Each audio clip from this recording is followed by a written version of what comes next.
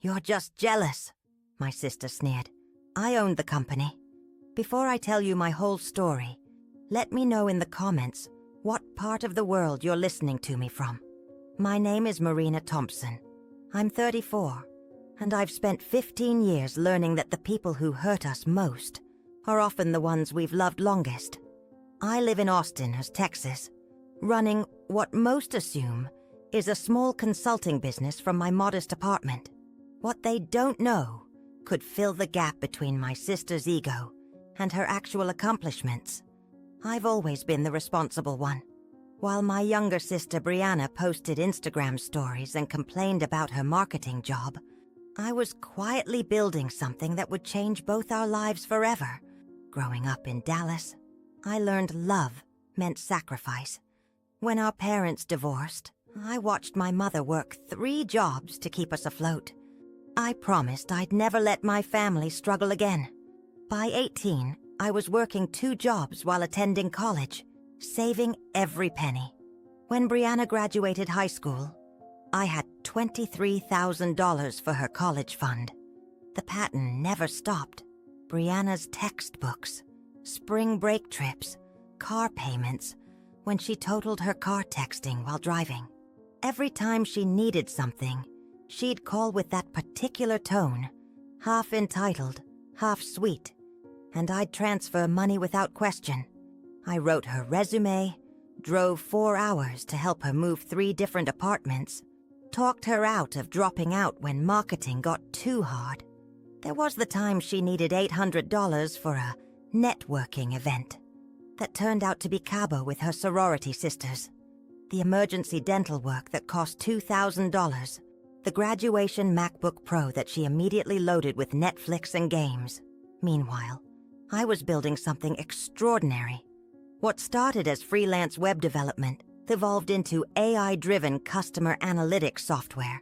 While Brianna posted brunch pictures and complained about her boss, I worked 18-hour days coding until my eyes burned, reinvesting every dollar.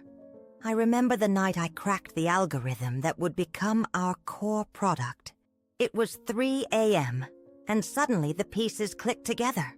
I had created something that could predict customer behavior with 94% accuracy. Those early years were brutal. Wake up at 5 a.m., code until midnight, survive on ramen noodles, and the dream that this sacrifice would eventually mean something. I kept living small. My apartment is nice but unremarkable. I drive a 5-year-old Honda Civic, shop at Target, eat homemade lunches. To my family, I looked like a struggling consultant who never made it big. It was easier than explaining why I couldn't keep funding everyone's dreams if they knew the truth about mine. The first red flag was last Christmas. Brianna had gotten promoted to marketing coordinator, and suddenly she was a business expert. Over dinner, she explained why my little computer thing would never amount to much.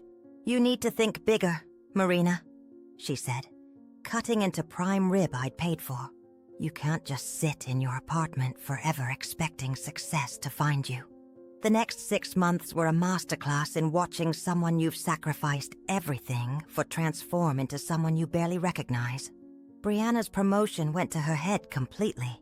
Suddenly, she was posting LinkedIn articles about leadership mindset and wearing designer clothes that cost more than my monthly grocery budget. Phone calls that used to start with, "How are you doing?" now opened with, "You really should consider corporate positions.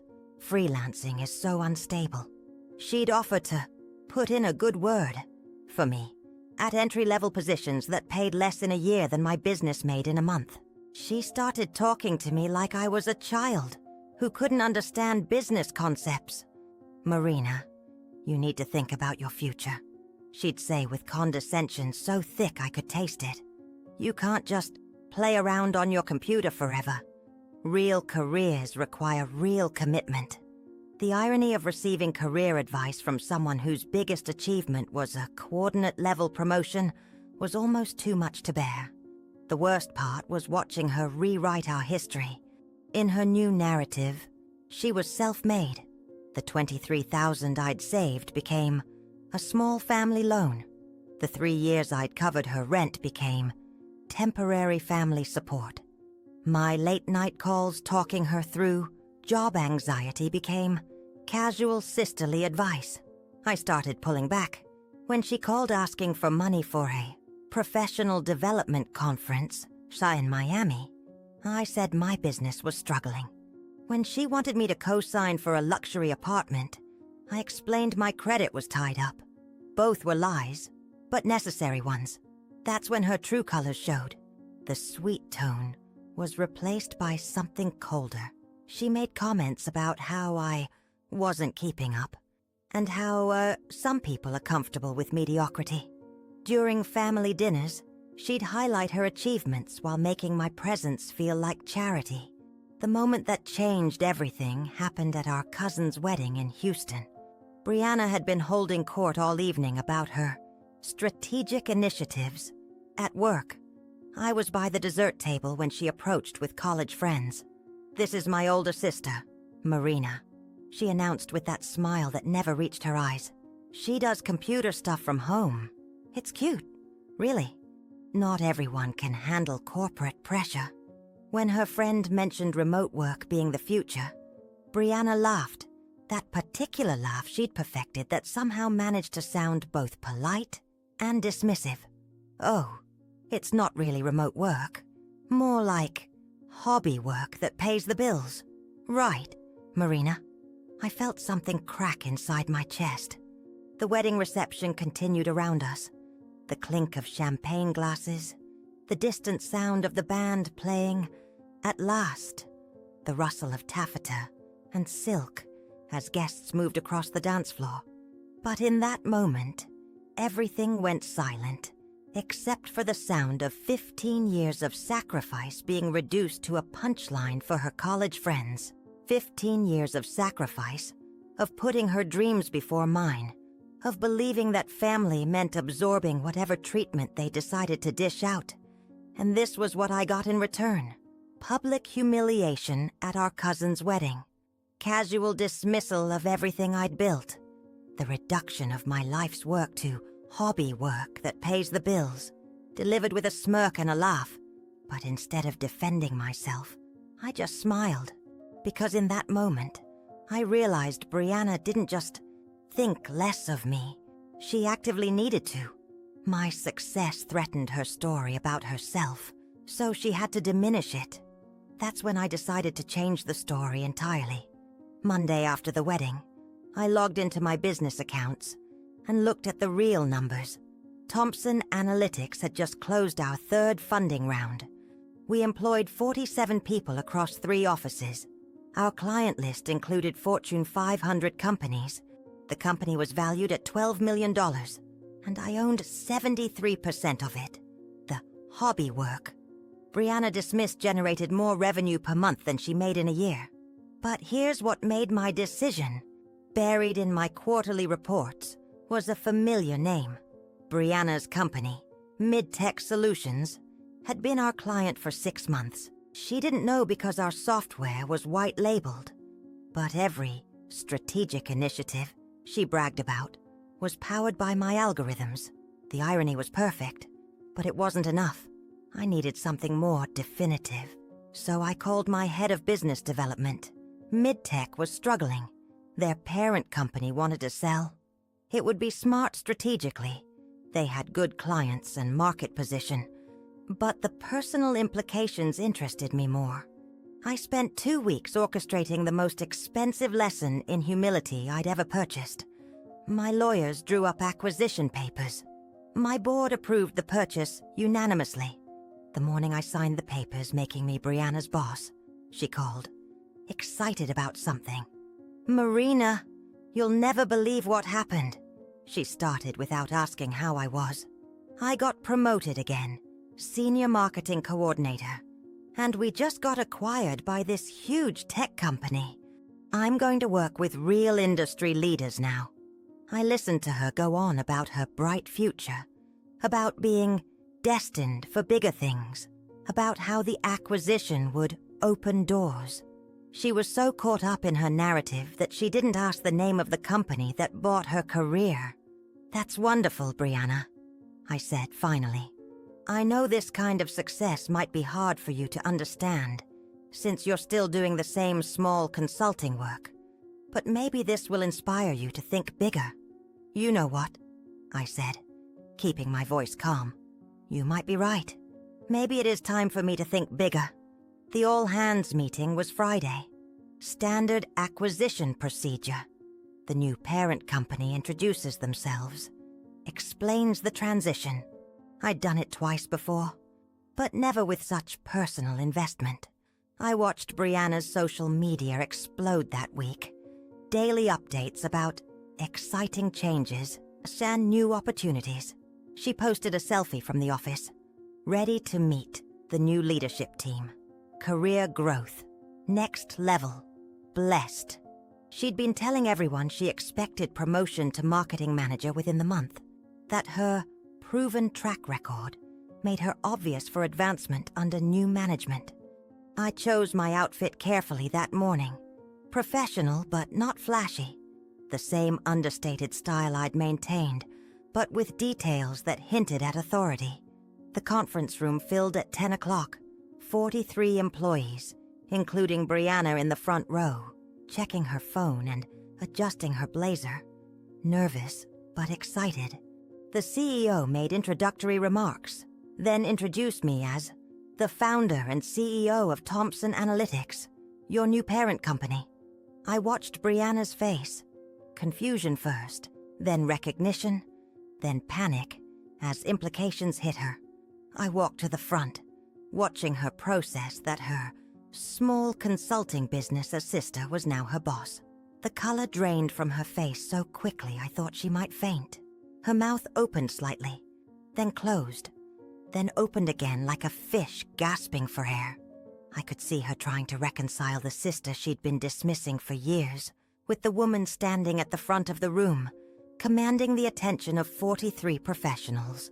Her colleagues started looking between us, clearly sensing the personal undercurrent, but not understanding its depth.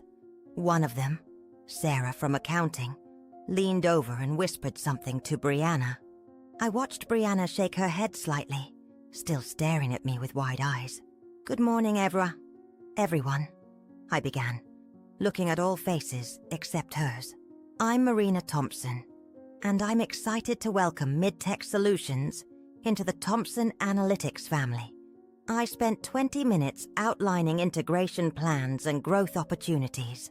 Professional, warm, everything a good CEO should be. But I could feel Brianna's eyes on me the entire time, watching every gesture, analyzing every word, trying to understand how the person she'd been treating like a failure had just become the most powerful person in her professional life. When I got to organizational structure, I couldn't resist looking directly at Brianna. "I want to assure everyone that we value the experience you've brought to this company," I said. "We're here to provide resources that will help you achieve even greater success." Brianna's face had gone completely white. Marketing department briefing was last. When just the 5-person team remained, including Brianna, I addressed their role in our expanded structure. "Your team has done excellent work," I told them honestly. "I'm looking forward to seeing what you accomplish with expanded resources." That's when Brianna found her voice. "Marina," she said, voice shaking, "I don't understand. How is this possible?" The room was silent. Her colleagues looked between us, sensing the undercurrent. "What don't you understand?" I asked professionally. You always said your business was small. Just consulting work. How can you afford to buy a whole company?" I looked at her for a long moment, remembering every dismissal, every casual cruelty. "I never said my business was small, Brianna," I replied quietly. "You just assumed it was." The following weeks were watching someone's worldview crumble and rebuild. Brianna went through the 5 stages of grief for her own ego. First, denial. She researched Thomson Analytics online, trying to find evidence it wasn't successful. When she found client testimonials, industry awards, and business coverage, she moved to anger. The angry phase involved long text messages about how I'd deceived the family and let her struggle. She was furious I'd hidden my success, as if living modestly was a personal attack. I didn't respond. Instead, I focused on business. The mid-tech integration went smoothly. Everyone adjusted well except Brianna, who spiraled through bargaining. She started working early and late, volunteering for projects, pitching elaborate campaigns. She scheduled a meeting about her career development path, with a presentation about why she deserved promotion to marketing director. "Brianna," I said when she finished, "your work has been solid, but promotions are based on performance metrics and business impact, not family relationships." Then came depression. 2 weeks of barely speaking to me, doing her job competently but without enthusiasm. The breakthrough came during our monthly social event. I overheard Brianna talking to a sales colleague. "I feel so stupid," she said. "My sister supported me for years, and I never realized what she was building. I kept treating her like she wasn't successful." "Maybe she didn't want you to know," her colleague suggested. "But why would she hide something like this from family?" I stepped into their conversation, because I learned that the moment people know what you have, they start expecting you to share it. And I wanted to share because I loved you, not because I had to. Brianna turned around, tears in her eyes. We stared at each other for a moment while her colleague found an excuse to step away and give us privacy. "Marina," she started, but I held up my hand. "Let me finish," I said, my voice steady, but not unkind. "I built this company working 3 jobs and sleeping 4 hours a night. I reinvested every profit for 8 years while paying your rent and bills. I watched you take credit for achievements that were funded by my sacrifice. I listened to you explain to our family why I'd never amount to anything while I was literally building an empire." Her tears were falling freely now, smearing her carefully applied makeup. "I didn't know," she whispered. "I swear, Marina, I didn't know how big your business was." "But you knew how small you were making me feel," I replied quietly. "You knew exactly what you were doing when you introduced me as someone who does computer stuff from home. You knew what you were doing when you offered to get me entry-level jobs at companies that couldn't afford my software." She was crying now, really crying, and I felt something shift. She was finally seeing me clearly for the first time in years. Not the struggling older sister who needed her pity and advice, but the woman who had built something extraordinary while she was busy tearing it down. "I'm sorry," she whispered. "I'm so sorry, Marina. I don't know how to fix this." "You don't fix it," I told her, and for the first time in months, my voice was warm. "You just do better going forward." 6 months later, Brianna earned a promotion through merit. She'd developed a client retention campaign that increased our customer lifetime value by 18%, without asking for special consideration. When I announced her promotion at the company meeting, she looked surprised and genuinely grateful. The biggest change wasn't professional, it was personal. She started asking about my life instead of just talking about hers. She offered help when I mentioned stress about client presentations. She apologized to our mother for taking credit for successes subsidized by my sacrifices. The transformation wasn't instant. It took months of small gestures and honest conversations. She began asking genuine questions about my business, not to diminish it, but to understand it. She started introducing me to her friends as my brilliant sister who built an incredible company. She even framed a photo of us at a recent family dinner where, for the first time in years, she looked genuinely proud to be my sister. Last week, she called me just to check in, not because she needed money or advice or favors, but because she wanted to know how I was doing. "I've been thinking," she said, "about all the times I should have celebrated you instead of competing with you. I'm proud of what you built, Marina. And I'm proud to be your sister. The woman who dismissed my work as hobby business now introduces me as my sister, the CEO. But more importantly, she introduces me as her sister first and my professional title second. She finally understands that my worth isn't defined by my success, and her worth isn't threatened by it. I still live in my modest apartment and drive my Honda, not because I'm hiding, but because I don't need more than I have.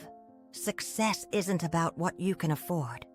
It's about what you can build and become when someone finally sees you clearly.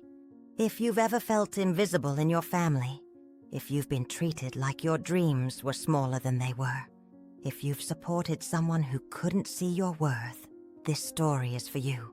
Sometimes the most powerful thing you can do is stop hiding who you really are. Your dreams aren't too small. Your sacrifices aren't invisible. You deserve to be seen for exactly who you are, not who others assume you to be.